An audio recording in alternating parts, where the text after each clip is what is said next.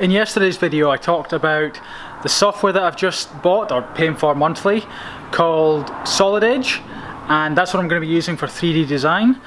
Interestingly, I got a whole load of comments which I've not looked at yet. I've just seen them and not replied to any yet, or not looked at them thoroughly, but a whole load of comments on using Fusion 360, which I think is very popular. It's sort of an up and coming bit of software from what I can tell, and it's a lot cheaper from what people are saying. I will just cover quickly, the reason I went for Solid Edge is that's what my machinist uses, and so I want to know that right away. There can be back and forth. He's very knowledgeable in it. I think it's a good choice initially, even though yes, it's way more expensive than pretty much most other options I think, but I don't want to sort of hit hurdles and have problems with to and fro.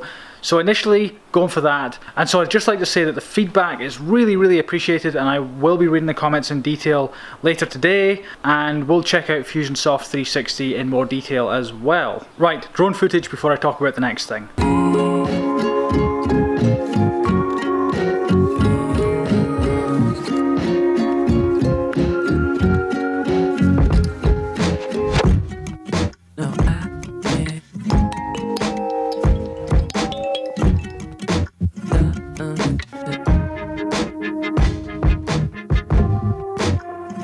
In yesterday's video I also talked about why I wanted the software so I could do more sort of prototyping before I actually went to CNC machining, and someone commented that I should get a 3D printer. Well, take a look at this.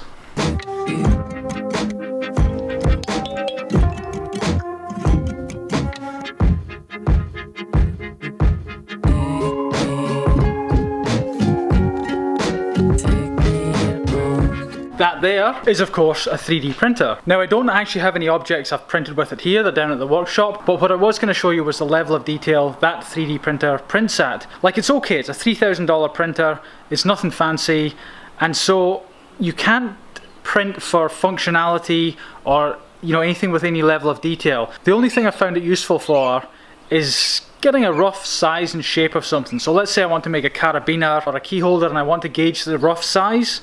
That's pretty much all I can do with it. Like, the concept of 3D printers is good, but I find it very limited. The only worthwhile way of using one would be to use like a sort of 10, 20, 30 or whatever $1,000 one and have something printed with those, because those ones can give you really good detail. That one, not so much. I've used it a few times, but I'm probably going to sell it maybe, I'm not sure. Very quickly, more drone footage before the next topic, just because I can.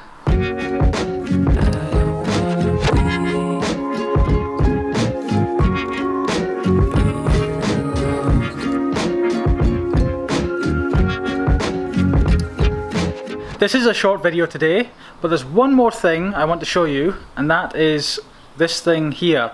I showed it in a video well over 6 months ago, but since then I've had like 800 more subscribers. I only had about 100 back then, so there's a good chance you haven't seen this. Now I know what you're thinking. You're thinking, Magnus, I know what that is. And I'm sure you think it's one of these things. One of those deadly, vicious things that people really shouldn't carry. I shall show you what it is.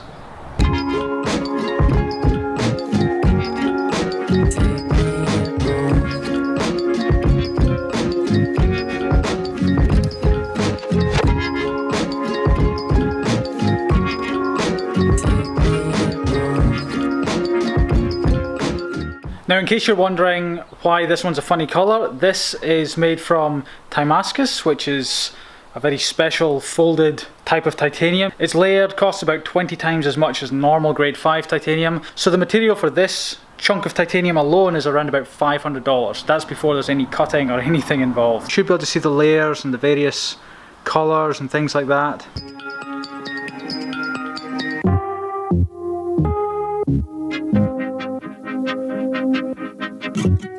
I have a quote for you today. It's by Marcus Aurelius, and he said, "Look not round at the depraved morals of others, but run straight along the line without deviating from it."